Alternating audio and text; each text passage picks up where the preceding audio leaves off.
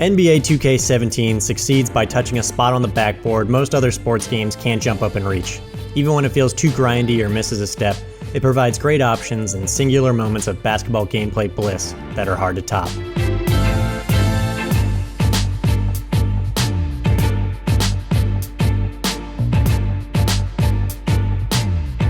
The NBA 2K series works for me because it excites me as a NBA superfan. It's a game that celebrates the athletes, taps into the excitement of a big-time dunk, and allows me to customize who I want to be on the court.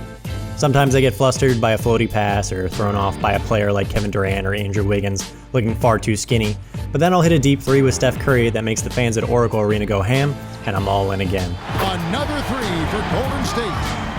The same concept applies to just about every facet of NBA 2K17. I'm not in love with the grind of my career mode, but the amount of options at my disposal on MyGM means I don't care if I spend one more minute in my career. On the court, some smart new tweaks let you get an extra boost to the accuracy of your jump shots by pulling straight down on the right stick, but you can also just press the shoot button if that doesn't feel comfortable. Again, it's all about options, and NBA 2K17 provides plenty of them. Allen Iverson's recent induction into the Basketball Hall of Fame feels all too perfect, as NBA 2K17's focus on chaining together crossovers and spins feels like an homage to the signature style of its former longtime cover athlete. In previous NBA 2K games, I often felt stuck in animations and not in control at all times, but now it's much easier to string together dribbling maneuvers and put together a sequence that can leave defenders behind. This same type of flow carries over to shooting, where for the first time it feels like I have an ability to pull up off the dribble and really play in space between the three-point line and the paint. There are times when I lose that level of control, and that's when NBA 2K17 trips over its own feet. Passes don't always have an appropriate amount of zip on them, players can take an excessively long time to get in position to start a play, and on-ball defenders can randomly be pushed backwards by an opposing player.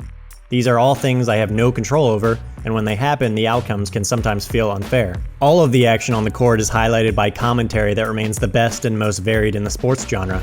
Tonight we'll be watching the Utah Jazz playing against the Oklahoma City Thunder. David Aldridge is now roaming the sidelines, and Greg Anthony and Kevin Harlan are joined by a rotating crew of new announcers such as Chris Webber, Doris Burke, Brent Barry, and Steve Smith.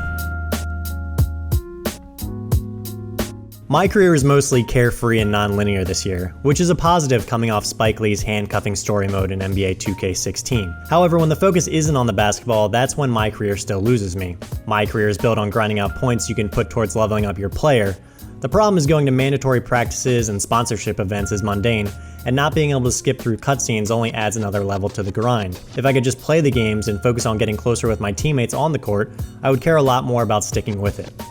Moving beyond my career, I go full-on basketball nerd when it comes to MyGM, as the options really are close to limitless here. You can now expand the NBA to 36 teams if you want, and this comes with all the perks of building an arena and naming your team.